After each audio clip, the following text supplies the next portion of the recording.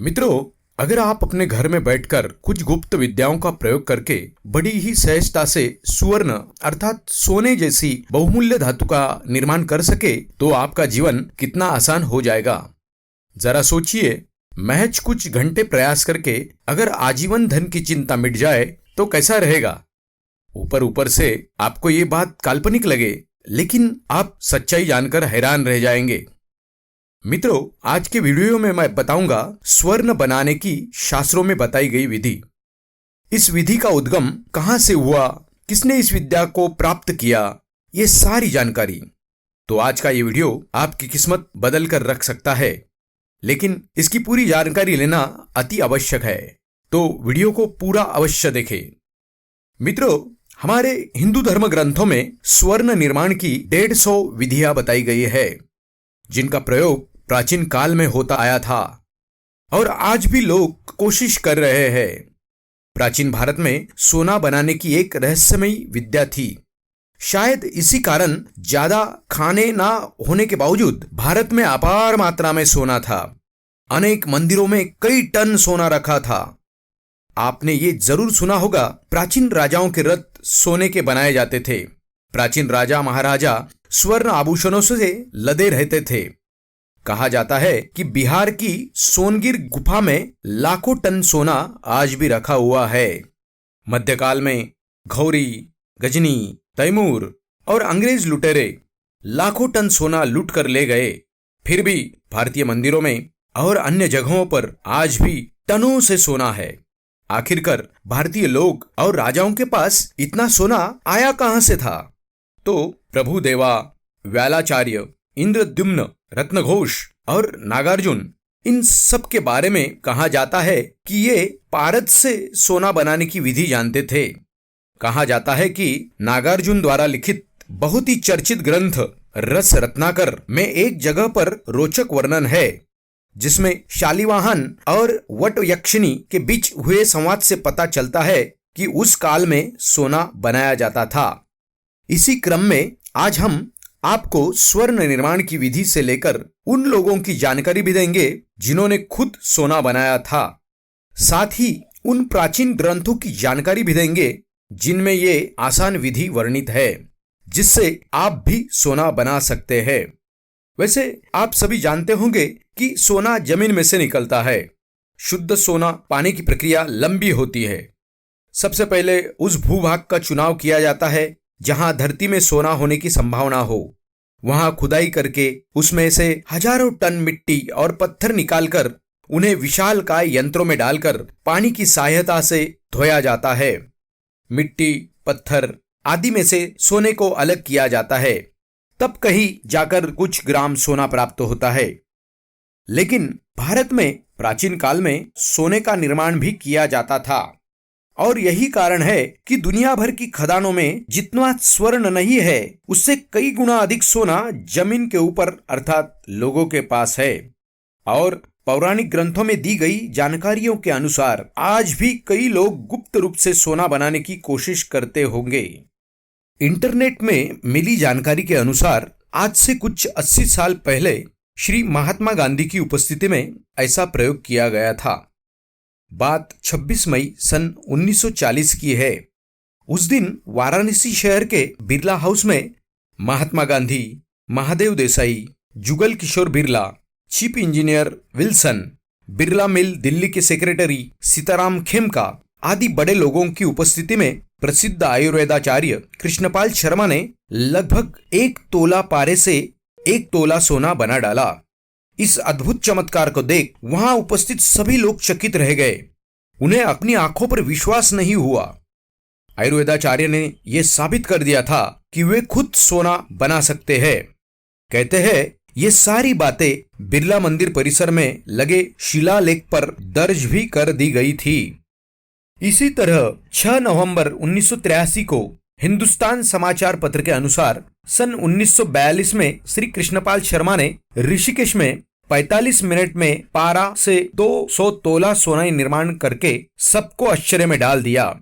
उस समय वो सोना 75,000 रुपए में बिका, जो धनराशि स्वतंत्रता आंदोलन के लिए दान कर दी गई। हालांकि इस बात में कितनी सच्चाई है हम नहीं जानते।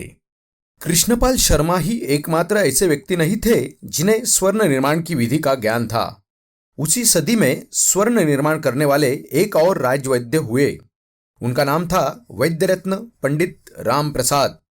उन्होंने भी स्वर्ण निर्माण की कई विधियों पर शोध किया। उन्होंने रसेंद्र पुराण नाम के एक अद्भुत ग्रंथ की रचना भी की, जिसमें उन्होंने पृष्ठ क्रमांक 241 पर स्वर्ण के संदर्भ में अत्यंत ही रोचक जानकारियां प्रदान की है, जिसकी सहायता से स्वर्ण निर्माण संभव है। ये ग्रंथ संस्कृत भाषा में है। कई लोगों को इसे समझना अत्यंत कठिन होगा, लेकिन आपकी जानकारी के लिए हम आपको स्वर्ण निर्माण के सरल विधि बताएंगे। इस प्रक्रिया का संक्षिप्त विवरण बताएंगे। आप चाहे तो स्वर्ण निर्माण की कोशिश कर सकते हैं, लेकिन उससे पहले आपसे गुजारिश है कि वीडियो पसंद आए तो लाइक करें, चैनल को सब्सक्राइब करें और बेल आइकन को दबा दें। मित्रों, पहले जान ले कि आचार्य नागार्जुन ने इस विद्या को कैसे प्राप्त किया, फिर बताएंगे सोना बनाने की विधि। मित्रों, स्वर्ण बनाने की विधि आयुर्वेद के जिस विभाग में है उस किताब का नाम है रस तंत्रसार सिद्ध प्रयोग संग्रह। इस किताब के रचयिता है आचार्य नागार्जुन।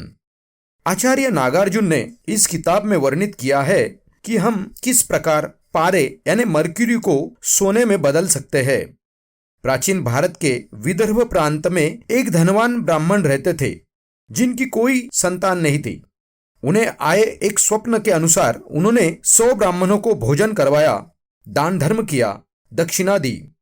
उन्हें एक पुत्र रत्न की प्राप्ति हुई। ब्राह्मण ने ज्योतिषियों को बुलाकर अपने पुत्र का भविष्य पूछा। ज्योतिषियों ने कहा कि इस बालक के नसीब में ज्यादा जीना नहीं लिखा है। बच्चा सिर्फ 7 वर्ष ही जीने वाला था और वो ब्राह्मण अपने बालक को मरता हुआ नहीं देख सकता था, इसलिए उसने बालक को जंगल में रहने भेज दिया। एक दिन जंगल में उस बालक नागार्जुन को सिद्ध पुरुष के दर्शन हुए। वो नागार्जुन को नालंदा विश्वविद्यालय ले गए। वहां उसके रहने खाने की व्यवस्था कर दी गई। उस समय नालंदा विश्वविद्यालय के प्रधानाचार्य थे आचार्य शरद। उनकी देखरेख में नागार्जुन की शिक्षा का कार्य होने लगा। कुछ समय बाद नालंदा और उसके पास के क्षेत्र में बरसात नहीं हुई। वहां सूखा पड़ गया। लोगों को फसल नहीं मिली। लोगों को कठिनाइयों का सामना करना पड़ रहा था। गरीब लोगों के पास अनाज नहीं था। उनका धन भी खत्म हो रहा था। आचार्य को चिंता होने लगी कि अब वे अपने शिष्यों का और आसपास के लोगों का पालन पोषण कैसे करेंगे। आचार्य जानते थे कि समुद्र पार एक द्वीप पर एक महर्षि रहते हैं। वो महर्षि स्वर्ण निर्माण की कला सिद्ध कर चुके हैं। अगर उनके पास जाए तो स्वर्ण बनाने की कला अवगत की जा सकती है। ऐसा करके अकाल के दुष्परिणामों से बचा भी जा सकेगा। अब तक नागार्जुन काफी बड़े हो चुके थे, अपनी शिक्षा पूरी कर चुके थे। नागार्जुन को मयूरी विद्या प्राप्त थी। उस विद्या की सहायता से वे समुद्र को पार कर सकते थे। इसलिए आचार्य ने नागार्जुन को दूर द्वीप जाने का आदेश दिया। नागार्जुन मयूर विद्या के सहायता से समुद्र को पार करते हुए उस द्वीप पर महर्षि के पास पहुंच गए। महर्षि ने नागार्जुन से पूछा कि आप इतनी दूर समुद्र पार करके कैसे आए। नागार्जुन ने बताया कि मैं मयूरी विद्या की सहायता से यहाँ पर आया हूँ। अकाल के कारण हमारे आसपास के गांव के लोगों को कठिनाइयां हो रही है। उनके पास धन और धान कुछ भी नहीं बचा है। नागार्जुन ने महर्षि से स्वर्ण बनाने की विधि सिखाने की विनती की। महर्षि ने नागार्जुन से कहा कि यदि आप मुझे मयूर विद्या सिखा दे तो मैं आपको अवश्य ही स्वर्ण बनाने की विद्या सिखाऊंगा। नागार्जुन ने उन्हें मयूरी विद्या सिखाई और उनसे स्वर्ण बनाने की विद्या प्राप्त कर ली। नागार्जुन नालंदा वापस आ गए और उन्होंने स्वर्ण बनाने की विद्या से स्वर्ण बनाया और लोगों के कल्याण के लिए उसका प्रयोग किया। नागार्जुन फिर आचार्य बन गए। नागार्जुन आयुर्वेद शास्त्र के एक बहुत ही प्रसिद्ध आचार्य है, जिन्होंने रस शास्त्र लिखा है। रस शास्त्र प्राचीन समय का रसायन शास्त्र यानी केमिस्ट्री है और आचार्य नागार्जुन ने मर्क्यूरी यानी पारे से सोना बनाने की कला का वर्णन इस किताब में किया है। ये किताब आज भी मौजूद है। कहते हैं इस किताब पर वैज्ञानिकों की रिसर्च जारी है। मित्रों, केमिस्ट्री के अनुसार पारे का एटॉमिक नंबर 80 है और स्वर्ण का एटॉमिक नंबर 79 है। इनके एटॉमिक नंबर लगभग आसपास है, जिससे ये अनुमान लगाया गया होगा कि पारे को सोने में बदल दिया जा सकता है। अब जान ले वो विधि। मित्रों, प्रक्रिया के 3 चरण है। पहले चरण में एक बर्तन का निर्माण करना होगा। इसके लिए 500 ग्राम शुद्ध लोहा, 500 ग्राम शुद्ध पीतल और 500 ग्राम शुद्ध कांसा लेकर इन तीनों को अलग अलग पिघालना होगा। फिर इन तीनों के मिश्रण को एक साथ मिलाकर एक कटोरे नुमा पात्र बनाना होगा। आप चाहे तो इस पात्र को अपनी निगरानी में किसी कुशल कारीगर से भी बनवा सकते हैं। इसके दूसरे चरण में क्या करना होगा, तो आप 200 ग्राम शुद्ध गंधक, 200 ग्राम नीला थोथा या तुतिया, जिसे केमिस्ट्री में कॉपर सल्फेट कहते हैं, वो, और 200 ग्राम नमक, 200 ग्राम कुमकुम या रोली और इतना ही रस सिंदूर खरीद कर लाए। साथ ही 100 ग्राम शुद्ध पारा और शहद भी लाए।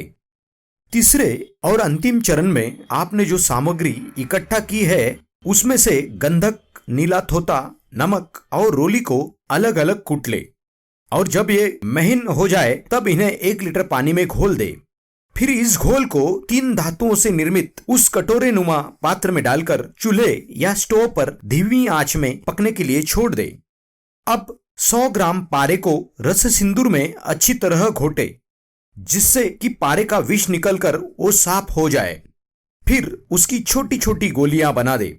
अब इन गोलियां पर शहद लपेट दे। अब दोस्तों, आप इन गोलियों को खोलते हुए घोल में पकने के लिए छोड़ दे। अब ये गोलियां धीरे धीरे पकने लगेंगी। मित्रों, आपको ये ध्यान रखना होगा कि जब इस घोल का 2/3 भाग जलकर समाप्त हो जाए तो ध्यान से देखें।